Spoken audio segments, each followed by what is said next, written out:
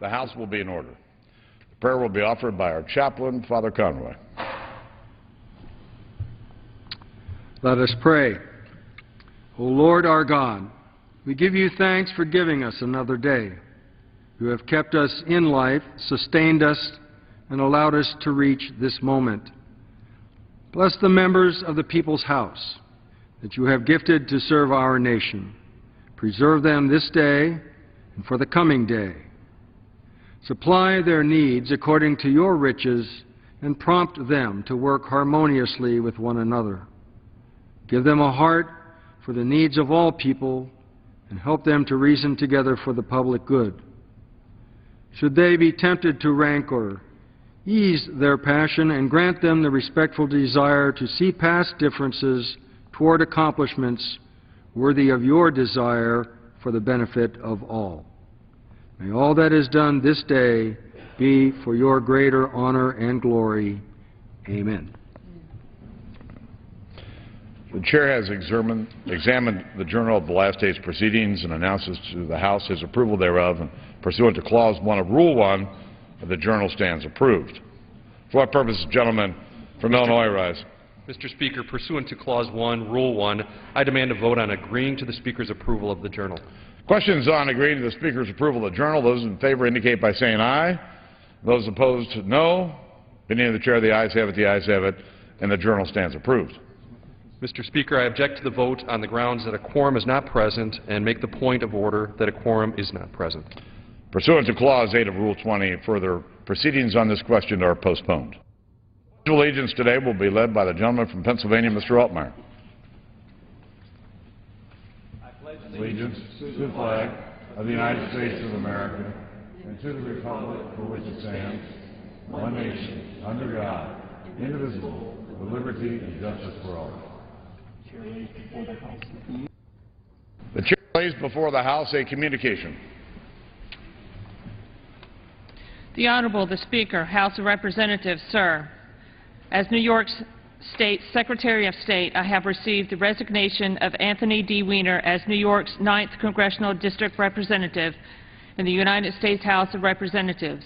The New York State Department of State filed the letter today. A copy of his letter of resignation is attached.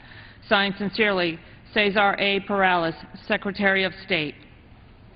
Under Clause 5D of Rule 20, the Chair announces to the House that in light of the resignation of the gentleman from New York, Mr. Weiner, the whole number of the House is 432. The Chair will entertain up to 15 one-minute requests. For what purpose does the gentleman from Ohio rise? Without objection. Thank you, Mr. Speaker. Last night we heard President Obama's plan for withdrawing our troops from Afghanistan. While I share the President's goal of wanting to bring home our brave troops as soon and as safely as possible, I'm concerned that political considerations were given more weight in this decision than military strategy. As a military veteran of 27 years, I understand how important it is to base decisions like this on the guidance of our commanders in the field. Our military commanders are the best military strategists in the world, and they are the ones in a position to know how many and what type troops they need to do their mission. When the President announced his troop surge, he included the lasting influence of the Taliban among his reasons. The Taliban remains allied with al-Qaeda, and both terrorist networks would rather see Afghanistan destroyed than lose their influence over the Afghan people. Mr. Speaker, we've learned that fighting our nation's wars from the Oval Office does not work. Let's make sure our troops come home in victory. And I yield back the remainder of my time. The gentleman yields back the remainder of his time. For what purpose does the gentlelady from California rise? Without objection, the gentlelady from California is recognized for 1 minute. In July, Medicare will be 46 years old. This is an opportunity for all of us to take a look at history. In 1965, 44% of Americans over the age of 65 had no health insurance. Many seniors were pushed into poverty by medical costs. In 1965, when Medicare was first passed, out of 200 Republican members of Congress, less than half voted for it. Future Presidents Bush and Reagan called Medicare socialized medicine. So it should be no surprise that Republicans are still trying to end Medicare. Today it's called saving Medicare. We should end it in order to save it. 70% of the public does not support the Republican plan to end Medicare, and so it is a sad fact that a month before the 46th anniversary of Medicare, Republican members of the House are not celebrating the nation's commitment to ensure that our seniors have health care, but are instead trying to end Medicare before the 46th anniversary. I yield back the remainder of my time. Gentlelady yields back her time. For what purpose does the gentleman from South Carolina rise? Without objection, the gentleman from South Carolina is recognized for 1 minute. Mr. Speaker, the NLRB, under the influence of union bosses, on Tuesday acted again to restrict workers' rights. The NLRB proposed new rules that would speed up elections for unionization. In doing so, unions would force workers into union memberships before fully considering both the advantages and disadvantages of membership. By implementing a shorter work period or voting period, U.S. Chamber Vice President Randy Johnson has revealed this is a cleverly disguised mandate to pressure workers into joining a union without making an informed decision. Moreover, the NLRB wants to delay litigation over many voter eligibility issues. As Chairman John Klein stated, Big Labor has found faithful friends at the Obama NLRB.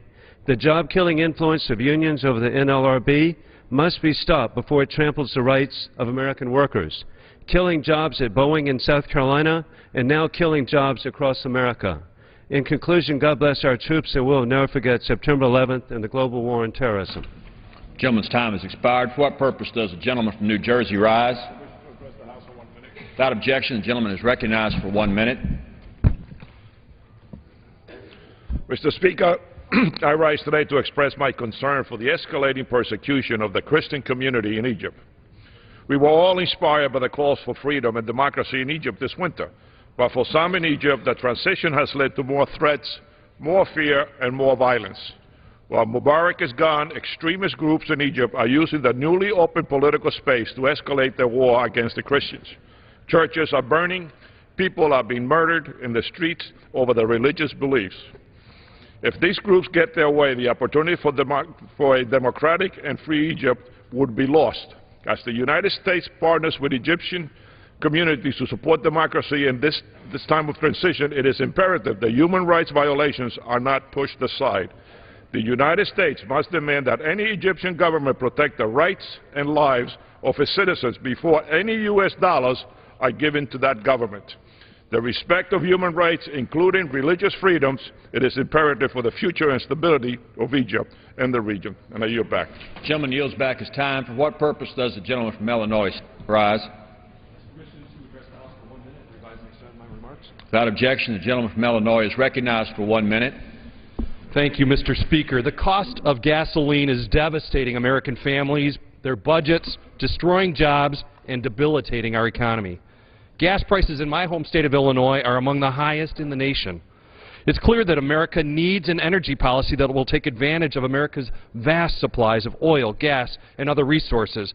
But instead of choosing to boost domestic energy production, which would create jobs and help get our economy moving again, the President has chosen the short-sighted, politically expedient, and financially expensive route of tapping our strategic petroleum reserves. I urge him to reconsider his decision and embrace the legislation we have passed to increase domestic energy production. I've been proud to support the bills we've passed because they will not only reduce our reliance on unstable and unfriendly regions of the world, they will also create good-paying jobs here at home. So instead of tapping the SPR to help his re-election campaign, the President should do what's truly best for America and support our efforts to increase domestic energy production and create the jobs hardworking Americans are looking for.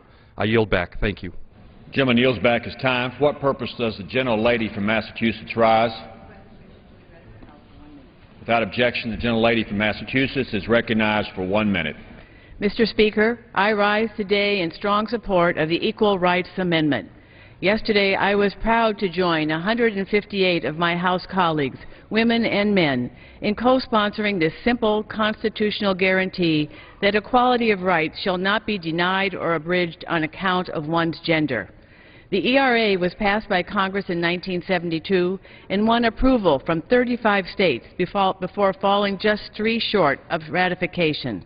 Since then, women have gained significant protections in society, in the workplace, and at home. But it is clear that much more must be done. Earlier this year, a sitting member of the U.S. Supreme Court stated his view that the Constitution does not prohibit, quote, discrimination on the basis of sex, unquote. While many legal scholars were quick to disagree, his words illustrate clearly the need for explicit constitutional protections. Without them, Congress can and has already attempted to roll back these gains. I urge my colleagues to join me in supporting the ERA and standing up for constitutional protection for women and families. Thank you, and I yield back.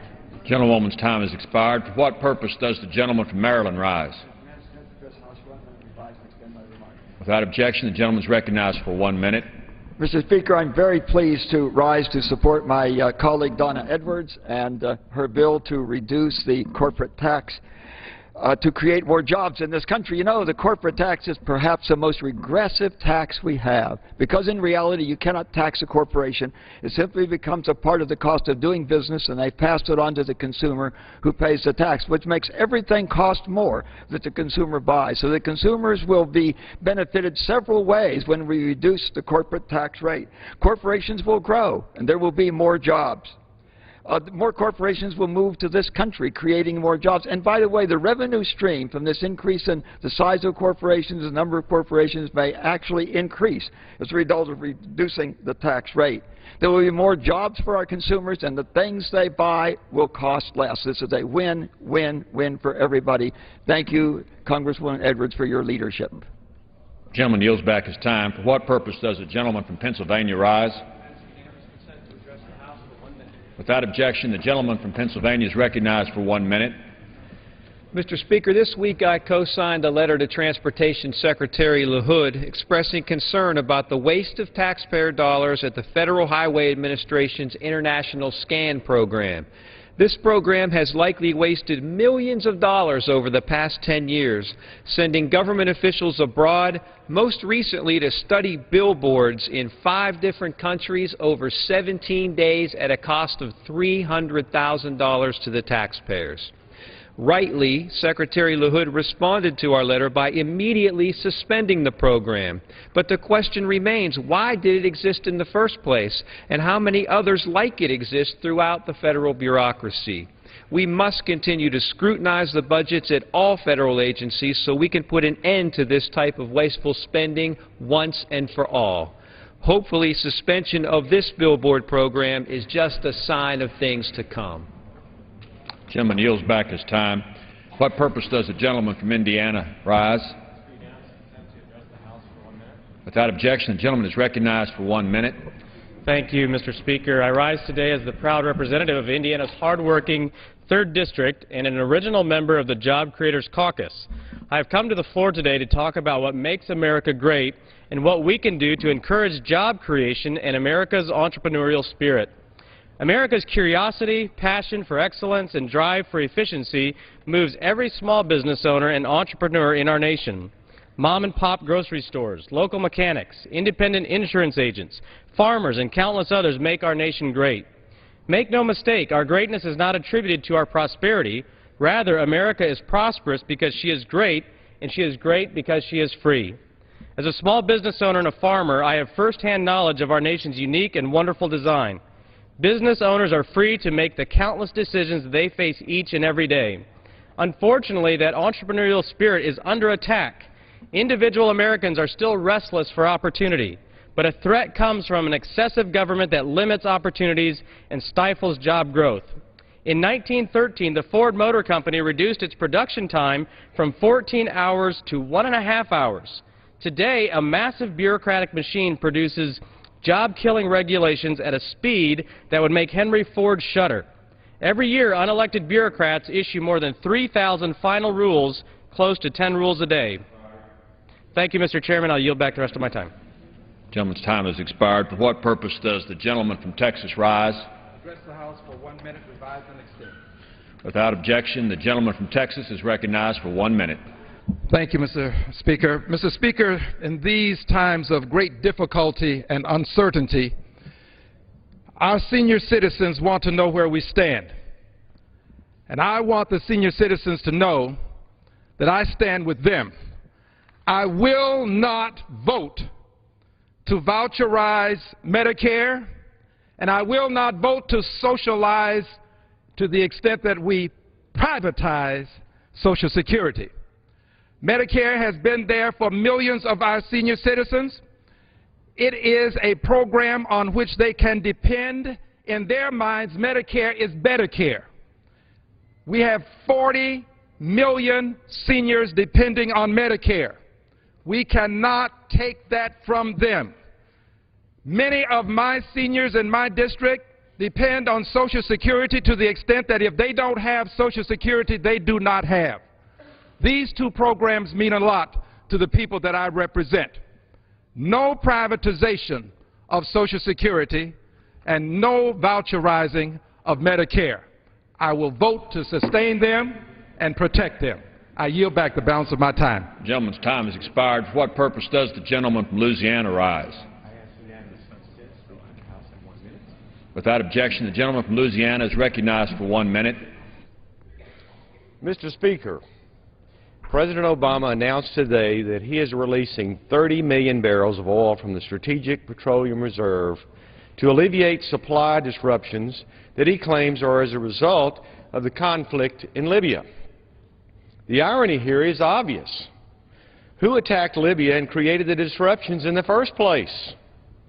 Furthermore, this is the same president whose policies and regulations over the past 2 years have systematically choked our domestic energy production, stifled job creation, and resulted in record energy prices for the American public. Releasing oil from the SPR is an obvious political move to cover up the high gasoline prices created by the president's policies. Mr. President, if you were truly serious about increasing the supply of oil and lowering prices, you would stop being the candidate-in-chief and begin taking leadership on a sound energy policy, parts of which the House has already passed. Thank you, and I yield back. The gentleman yields back his time. Members are advised to address the chair and not the administration.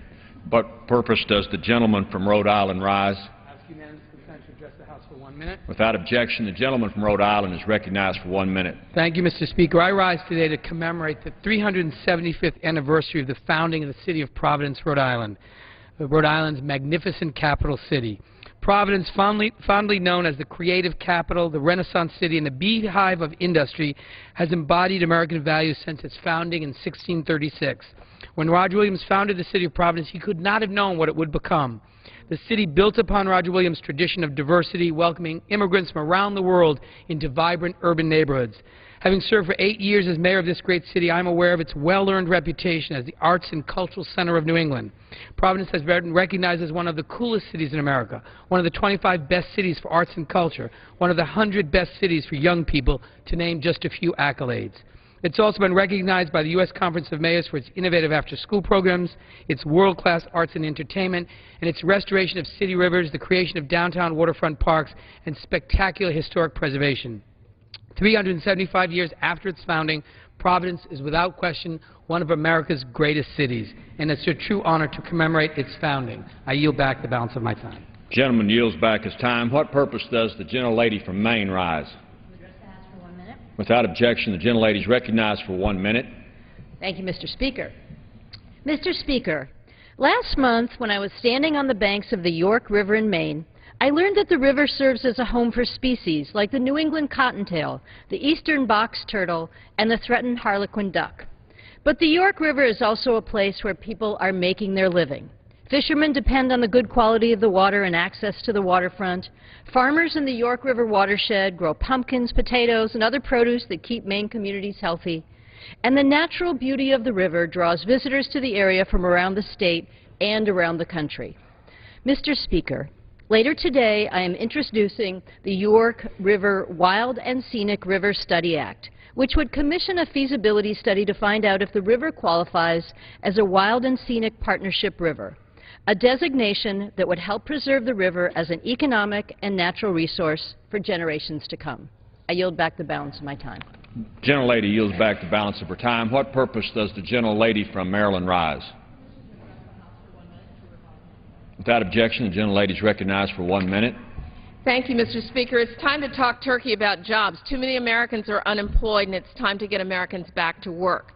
As we enter this new decade in the 21st century, research and development is critical to rebuilding the American manufacturing and to creating jobs. And in today's global economy, manufacturing here in the United States and innovation remain a linchpin for economic growth that's being challenged rigorously by our competitors around the world. Today I rise to highlight legislation I introduced with my colleague from Maryland, Roscoe Bartlett, to spur innovation and economic development.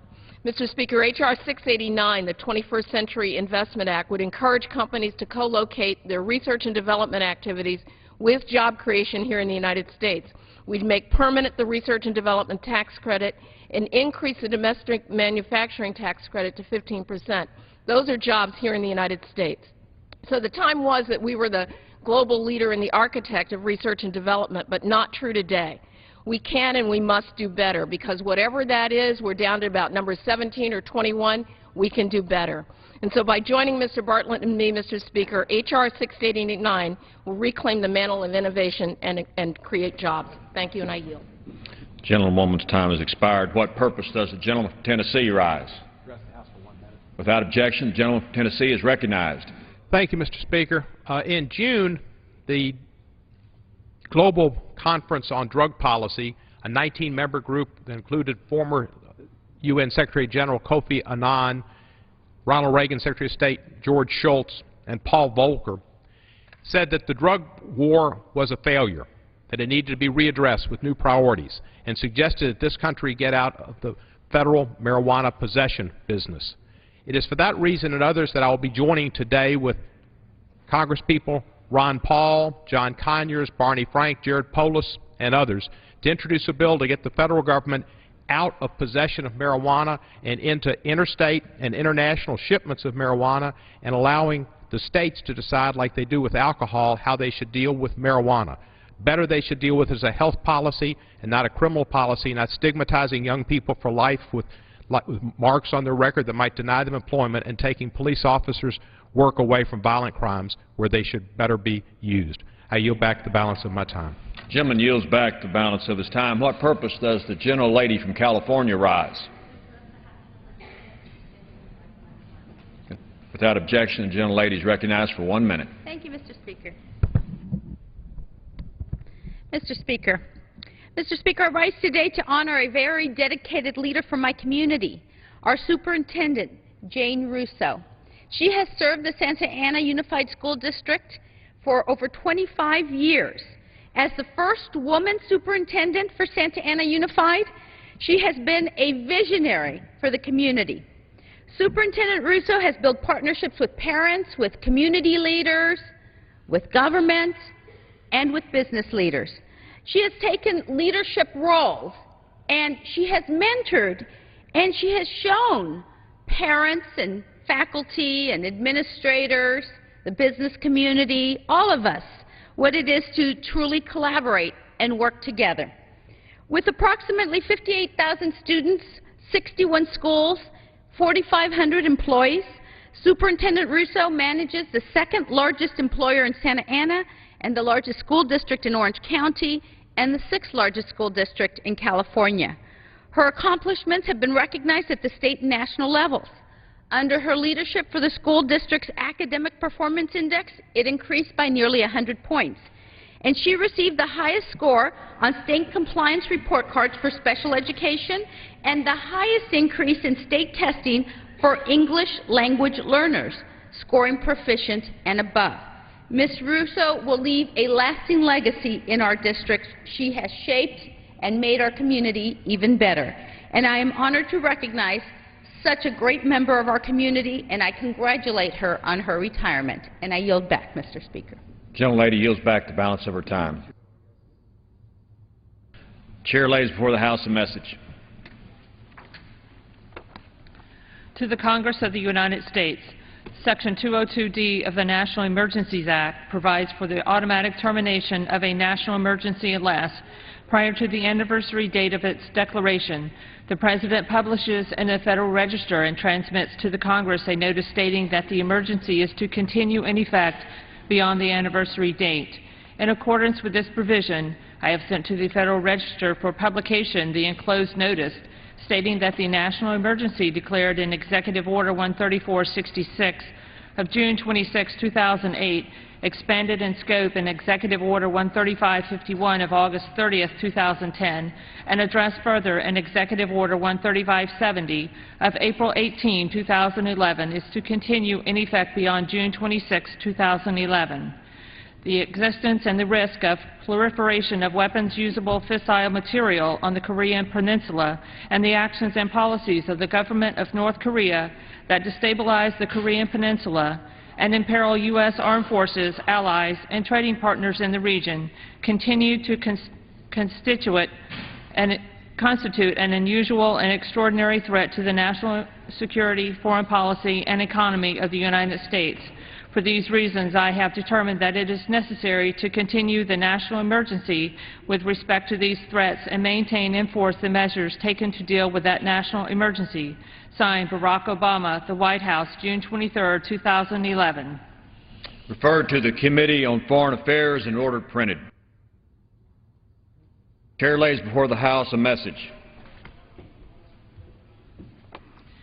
To the Congress of the United States, Section 202D of the National Emergency Act provides for the automatic termination of a national emergency unless, prior to the anniversary date of its declaration, the President publishes in the Federal Register and transmits to the Congress a notice stating that the emergency is to continue in effect beyond the anniversary date. In accordance with this provision, I have sent to the Federal Register for publication the enclosed notice stating that the Western Balkans emergency is to continue in effect beyond June 26, 2011. The crisis constituted by the actions of persons engaged in or assisting, sponsoring, or supporting extremist violence in the Republic of Macedonia and elsewhere in the Western Balkans region, or I, acts obstructing implementation of the Dayton Accords in Bosnia, United Nations Security Council Resolution 1244 of June 10, 1999, and Kosovo, or in the Ohrid Framework Agreement of 2001 in Macedonia that led to the declaration of a national emergency on June 26, 2001. The acts of extremist violence and obstructionist activity outlined in Executive Order 13219 as amended are hostile to U.S. interests and continue to constitute an unusual and extraordinary threat to the national security and foreign policy of the United States. For these reasons, I have determined that it is necessary to continue the national emergency declared with respect to the Western Balkans and maintain and enforce the sanctions to respond to this threat. Signed, Barack Obama, the White House, June 23, 2011. Referred to the Committee on Foreign Affairs and ordered printed. What purpose does the gentleman from California rise? Being no objection, the gentleman is recognized for 1 minute. Thank you very much, Mr. Speaker. Next week marks the 45th anniversary of implementing Medicare. On this occasion, it is right that Congress work together, and I state that it is right that Congress work together to protect and straighten Medicare for our future generation. Sadly, instead of preserving Medicare, my Republican colleagues have approved a plan to destroy it. The Republican budget privatizes Medicare program, turning control over to the insurance industries, ends guaranteed Medicare coverage for seniors, replacing it with a voucher system, doubles out-of-pocket medical costs for seniors. I ask my colleagues, where are your priorities? We should be creating jobs, helping middle-class families. We should not be dismantling safety net programs like Medicare, Medicaid. Let's stop the politics. Let's work together. Let's work on a plan to protect our seniors and be responsible to lower the deficit. I yield back the balance of my time. Gentleman yields back the balance of his time. What purpose does the gentleman from Illinois rise? Without objection, the gentleman is recognized for 1 minute. Mr. Speaker, I appreciate the opportunity. For more than a short period of time, we've had an opportunity to talk about free trade agreements And what we talk about it's about jobs, jobs in the economy. More than 57 million jobs in America are directly supported by international trade. Free trade with other nations not only creates more jobs for Americans, it creates more opportunity around the world. In my district, over 58,000 jobs are directly supported by exports. In fact, last year, almost $20 billion worth of merchandise was exported from my district alone. If Washington is serious about creating more jobs, then we should immediately pass the pending free trade agreements with Korea, Colombia, and Panama. New jobs are created in our local communities when our nation increases free trade. Free trade also lowers prices for the American consumer. When burdensome tariffs are lifted, the average American family of four sees an increased purchasing power of approximately $10,000. Now is not the time to play political games with these free trade agreements. Now is the time to pass these pending free trade agreements so that we can create jobs here at home and ease the burden on American families. I yield back. Gentleman's time has expired. What purpose does the gentleman from Florida rise? Mr. Speaker, by direction of the Committee of Rules, I call up House Resolution 320 and ask for its immediate consideration. The clerk will report the resolution. House Calendar Number 47, House Resolution 320, resolved that at any time after the adoption of this resolution, the Speaker may, pursuant to Clause 2B of Rule 18, declare the House resolved into the Committee of the Whole House on the State of the Union for consideration of the bill H.R. 2219, making appropriations for the Department of Defense for the fiscal year ending September 30th, 2012, and for other purposes. The first reading of the bill shall be dispensed with. All points of order against consideration of the bill are waived. General debate shall be confined to the bill and shall not exceed 1 hour, equally divided and controlled by the Chair and Ranking Minority Member of the Committee on Appropriations. After general debate, the bill shall be considered for amendment under the 5-minute rule. Points of order against provisions in the bill for failure to comply with Clause 2 of Rule 21 are waived. During consideration of the bill for amendment, the Chair of the Committee of the Whole may accord priority in recognition on the basis of whether the member offering an amendment has caused it to be printed in the portion of the congressional record designated for that purpose in Clause 8 of Rule 18. Amendments so printed shall be considered as read. When the committee rises and reports the bill back to the House with a recommendation that the bill do pass, the previous question shall be considered as ordered on the bill and amendments thereto to final passage without intervening motion, except one motion to recommit with or without instructions. Section 2A1. During the 112th Congress, it shall not be in order to consider an amendment to a general appropriation bill proposing both a decrease in an appropriation designated pursuant to Section 301 of House Concurrent Resolution 34 and an increase in an appropriation not so designated or vice versa. 2. Paragraph 1 shall not apply to an amendment between the Houses. B. With respect to H.R. 2219, subsection A shall apply only in the Committee of the Whole. The gentleman from Florida, Mr. Nugent, is recognized for 1 hour. For the purposes of debate only, I yield the customary 30 minutes to the gentleman from Florida, Mr. Hastings, pending which I yield myself the time that I may consume. Gentleman is recognized. During consideration of this resolution, all time yielded is for the purpose of debate only. Mr. Speaker, I ask for unanimous consent that all members have 5 legislative days to revise and extend their remarks. Without objection. Mr. Speaker, I rise today in support of H.Res. 320 and the underlying legislation 2219, which appropriates funds for the Department of Defense for fiscal year 2012. The rule is truly an open rule, one which provides for ample debate on the bill and gives members of both the minority and the majority the opportunity to participate in debates. Any member can submit an amendment to H.R. 22 as long as it's germane in keeping with the rules of the House. As a member of the Rules Committee, I'm proud of the transparency, the openness, and the free-flowing debate that we've seen thus far in the 112th Congress, especially in the appropriation process. One way we can show our commitment to change we promise the American people is by supporting open rules like this. The underlying bill keeps our promise to bring an end to wasteful pet projects. In keeping with the House earmark ban, H.R. 2219 doesn't contain a single earmark. Now, as a father of 3 sons, all currently serving in the United States Army, this bill is of special importance to me. It's important to the Blue Star moms and dads whose kids have answered the call of duty and are serving their country in uniform. But this legislation isn't just important to the moms and dads and husbands and wives of the loved ones serving overseas. This legislation is important to all Americans. This appropriation bill ensures that the men and women in our armed forces are equipped with the tools and the resources they need to get the job done. It's a bill that ensures we can continue to go to bed at night and be safe and sound in our homes, knowing our troops are protecting our nation and our way of life. Mr. Speaker, I had the honor and privilege of visiting Iraq and Afghanistan and Pakistan during the last constituent week. While there, I got to meet many military leaders, our allies, but most importantly, our troops on the ground.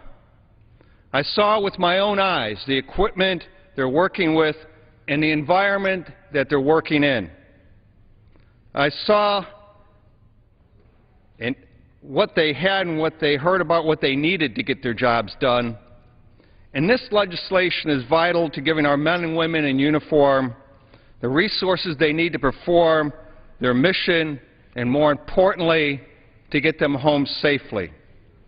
And, Mr. Speaker, while I support our troops no matter where the President sends them, I also believe we need to focus on the wars we're already fighting. To that end, I'm sorry there aren't restrictions on using these funds in Libya.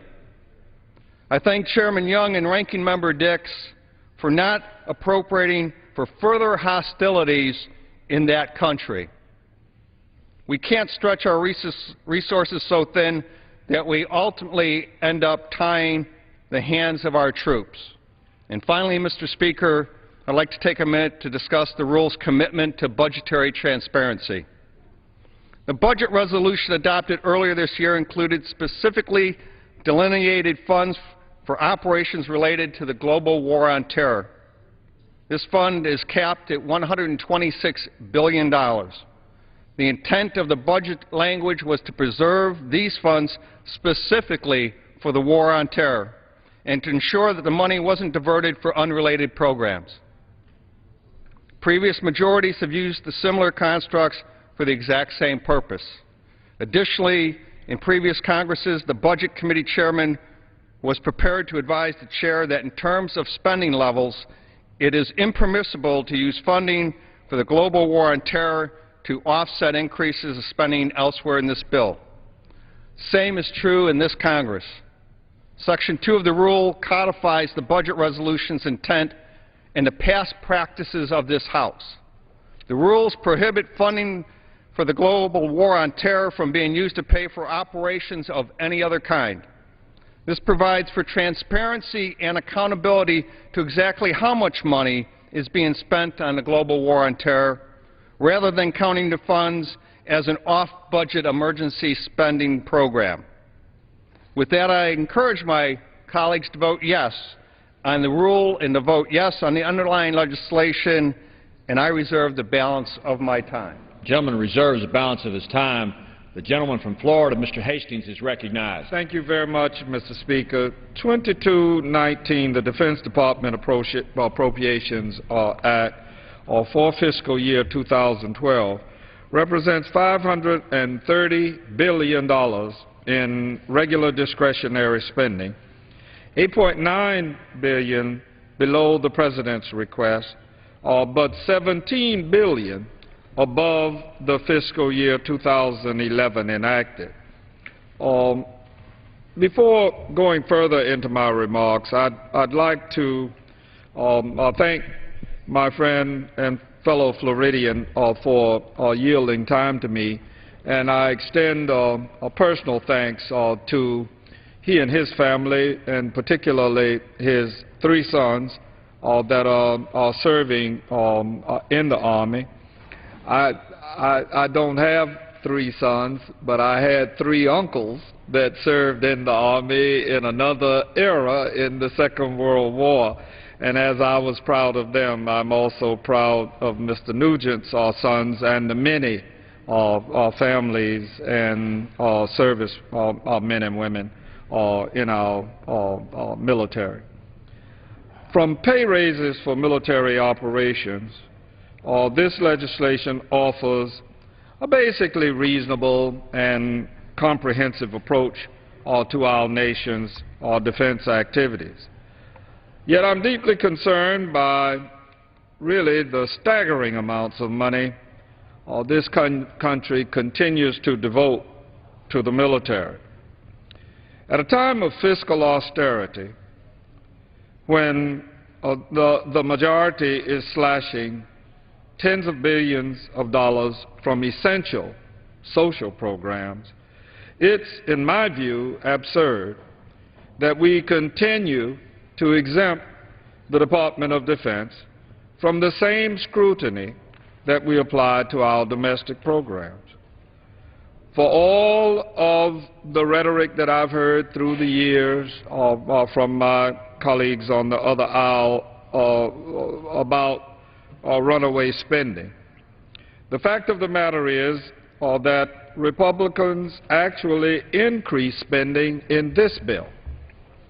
While they insist that more families must go hungry, less students need to go to college, less firefighters and teachers need to work in our cities, and less jobs need to be created, the Republican majority believes that $649 billion still isn't quite enough. The United States accounts for 43% of all military spending on earth. We already outspend Russia and China, the next biggest spenders, by a factor of 6. We tell teachers they can't get classroom supplies, but we don't tell admirals that they can't have more submarines. We tell mayors that they can't have more cops, but we don't tell generals that they can't have more ballistic missiles. And we tell Americans that they can't get their roads fixed or their levees strengthened, but here we are funding a next generation of nuclear weapons. Not to mention that we already have enough nuclear weapons to kill everybody on Earth 25 times over. Mr. Speaker, we need to recognize that our priorities are askew and our spending on defense is unsustainable. Let me give you an example. The Republican majority recently cut one-third, or proposed cutting one-third of the budget, almost $500 million from the Food for Peace program. Over the course of almost 50 years, this program has delivered life-saving food supplies to over 3 billion people. As John F. Kennedy correctly noted when he was running for president, and I quote him, "Food is peace," unquote.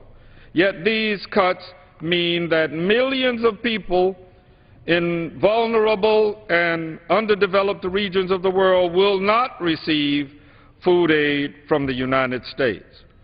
The Arab Springs uprisings that arose in Tunisia were largely because of the concerns for food, and that is true elsewhere in the Middle East and North Africa. And this particular year should be a reminder that conflict erupts when people go without their most basic needs, including food. And at the same time, when people see that the food they receive is coming from the United States, and I've had the good fortune of visiting around the world, having served over a period of time, 8 years, over a period of 10 years, on the Intelligence Committee here in Congress, and having served previous to that on the Foreign Affairs Committee, and now serving on the Committee for Security and Cooperation in Europe, I've had an opportunity to see firsthand in Germany countless amounts of food stamped with USA on them, and I've seen them in camps, and I suffer with the people now in the southern Sudan. My colleague Donald Payne and a former colleague Harry Johnston from West Palm Beach were together at a refugee camp in Nimali, and previous to that in Mombasa, Kenya. I've seen our food aid around the world reduce the kind of anti-American extremism that often festers in these regions and manifests itself into conflicts that we wind up having to go and fight about. So the reality, Mr. Speaker, is that food aid is actually critical to our national security. And the spending that we do to preempt or prevent conflicts means the less money that we have to spend later fighting them. We're doing a disservice to our servicemen and women by cutting programs that reduce the risk of war while adding billions to programs that create ever more powerful methods to wage war. At the same time, we need to recognize that the increasing amounts we spend on the military means the less money we have here at home to address our pressing domestic concerns. All of us heard the President of the United States last night speak to this issue, that while it may appear and might readily be perceived as nation building that we are doing in some countries, it is time for us, as the President said, to begin domestic building. When I went to Iraq a few years ago, they showed us the remains of a water treatment plant. We spent $14 million building that plant, and just as soon as it was finished, somebody came and blew it up. Mr. Speaker, I see us building water treatment plants in Basra and in Baghdad, in Kandahar, and in Kabul, but I don't see us building much-needed water treatment plants in the cities of the Glades that I represent, Belgrade, Pahokee, and Clewiston, as well as others, Deerfield Beach and Miramar, my hometown. I've had requests for water treatment matters, as well as Riviera Beach. Every year, cities and counties in the congressional district that I'm privileged to serve come begging and asking for money to support infrastructure projects that no one is likely to blow up, and yet we don't fund them. I don't say that we shouldn't help the Iraqi or the Afghan people develop their country, but I do say that we ought to be mindful that in our own country we have bridges collapsing, dams breaking, levees failing, roads crumbling, and water utilities leaking away. We simply cannot justify to the American people our willingness to spend tens of billions of dollars in Iraq and Afghanistan while neglecting those same efforts here at home. Finally, Mr. Speaker, this measure contains several billion dollars in aid to Pakistan. As I've said before, you can't readily say the word Afghanistan without also saying the word Pakistan. To the extent that we are involved in Afghanistan, we also are involved in Pakistan. But we send billions of dollars to Pakistan only to see large sums of that money be used against American interests, funding the very same extremist groups that we are trying to eliminate. A recent article in the New Yorker magazine noted that the Pakistani military submits expense claims every month to the United States Embassy in Islamabad. No receipts are provided, and none are even requested. We're sending money out the door into one of the most conflict-ridden regions of the world without so much as an understanding of where that money is going, what exactly it is being used for, who in Pakistan is giving it to who, and why someone is receiving it. We know that the Pakistani military and intelligence community supports some of the extremist groups that are engaged against United States interests. and which have committed acts of terrorism against civilians. So again, Mr. Speaker, I come around to the point that we spend absolutely too much money on military and defense matters, that we do not give half the same attention to debating as we do about cutting nutrition support as is proposed for women, infants, and children, or financial aid to college students. When Belgrade, Florida, in the congressional district that I serve, comes looking for less than $1 million to fix their infrastructure and provide jobs for their local residents, the Republican majority has a whole long list of reasons of why we can't afford it. And yet before us today, I see $5 billion for 2 submarines, $2 billion for 1 destroyer, and $6 billion for 32 fighter jets. I maintain, Mr. Speaker, that our level of defense spending is on an unsustainable course, and at a time when we are demanding that the American people do more with much, much less, we also have to make choices and set priorities when it comes to our nation's military spending.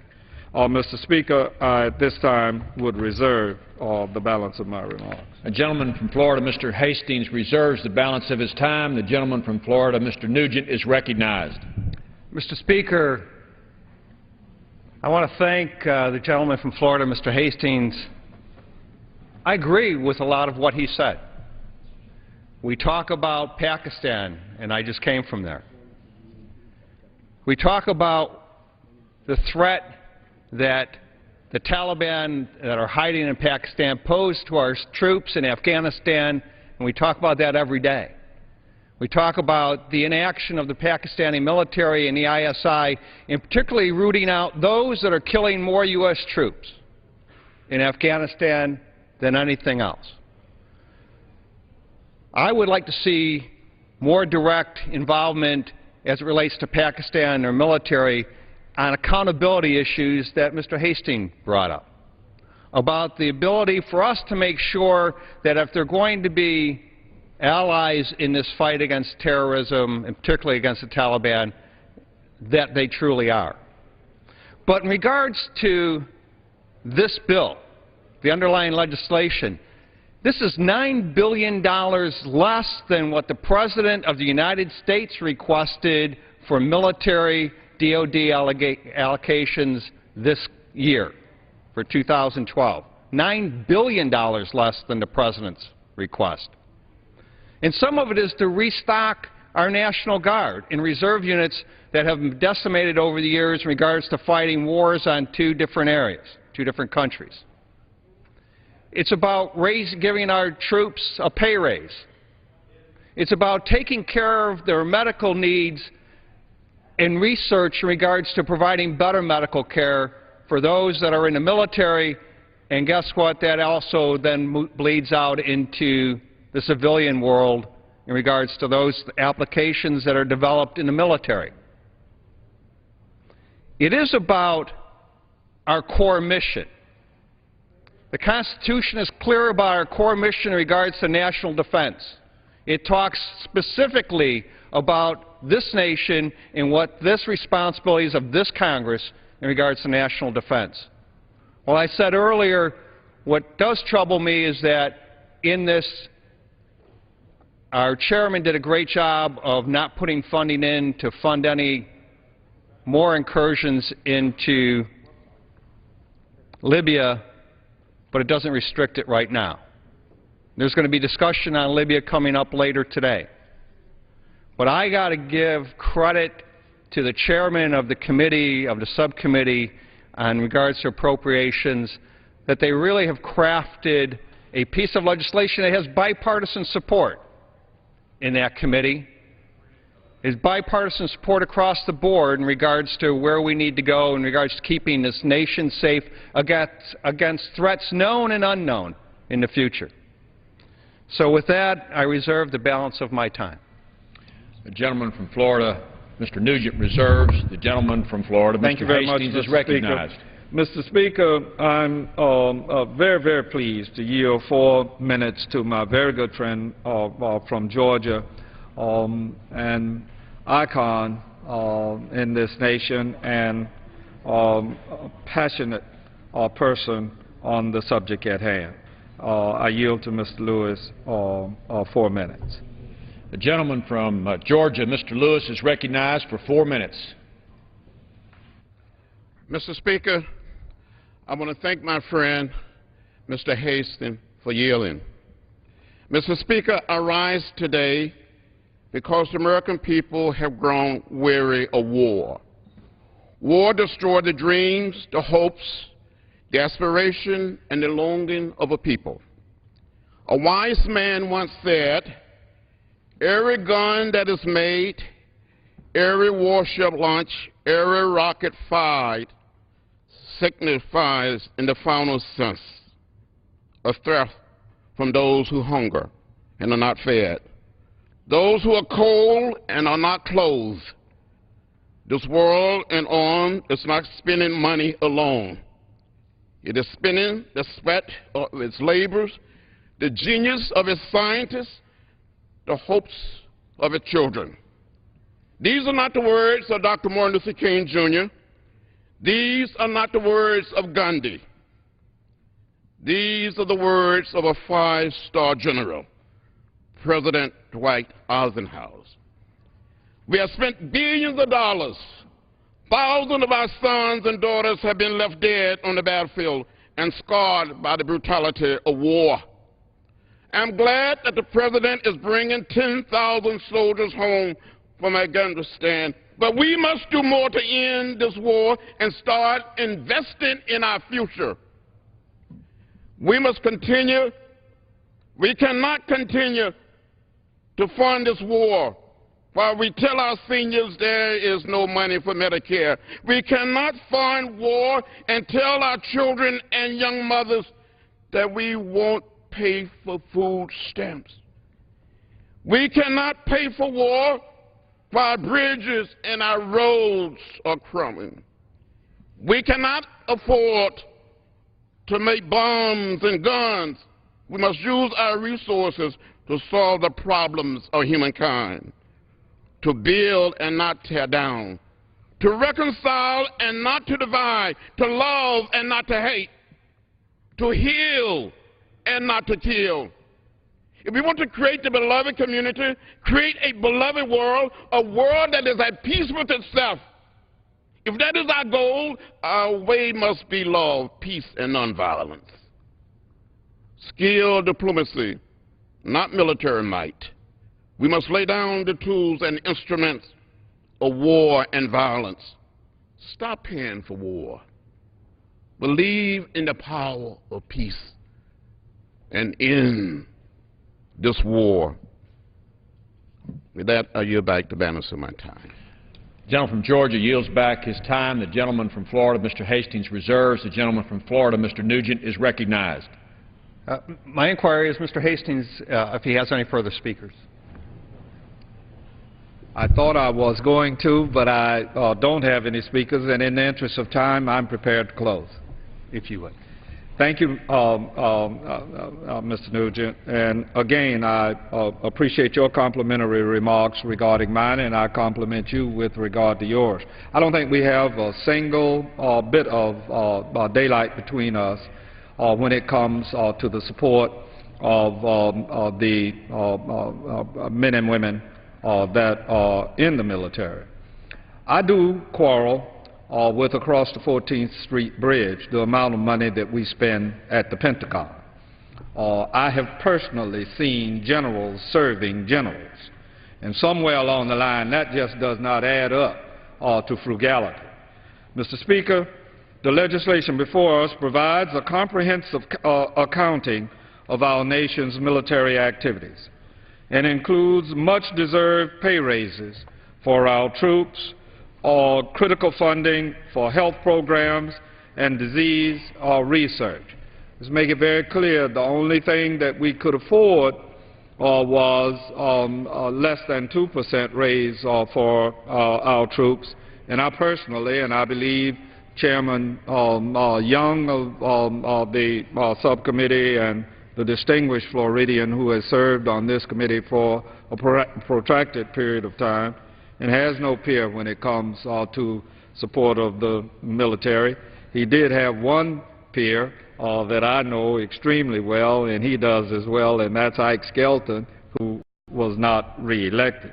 And we miss Ike and the extraordinary service that he put forward on behalf of this country, first as a soldier and then as a congressperson. And that we can't come up with the necessary expenditures to keep our military well-equipped, well-trained, and superior to any other force. But at the same time, we need to devote greater attention to the use of these precious resources.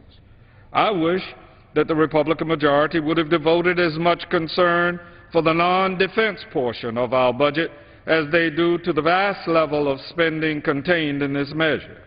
We need to appreciate that spending money on conflict prevention, as our friend Mr. Lewis pointed out, is far, far cheaper in the long run than spending money on conflict engagement. We cut social services programs here at home and around the world at our own peril. For when people lack food, lack resources, lack dignity, and lack a future, lack hope, their nations will much more easily succumb to the kind of extremism, violence, and instability that we are spending billions fighting. I have no quarrel with providing the necessary funding to support our servicemen and women to carry out their missions. Our nation needs a lean and powerful and effective military, and we owe a debt of gratitude, as has been expressed and likely will be continuously throughout this appropriations process, to the members of the military and their families for the sacrifices they make and the devotion to duty they demonstrate. When they are sent on difficult missions overseas, it's our duty to see that they have our full and complete support. But we also have great needs in this country, and we cannot continue to slash funding for essential programs here at home in favor of ever-increasing funding for wars abroad. We cannot continue spending money overseas that will go to waste when water treatment plants get blown up. We can't continue funding dubious efforts in regions where our money trickles down to the very extremists it is supposed to be defeating. And we cannot keep increasing our military budget year after year while devastating essential programs are left by the wayside here at home. I do have one concern about this rule, and that is the new section that was added to this rule at the last minute that set forth restrictions on the amendment process. But at this time, I will yield back the balance of my time. The gentleman from Florida, Mr. Hayes.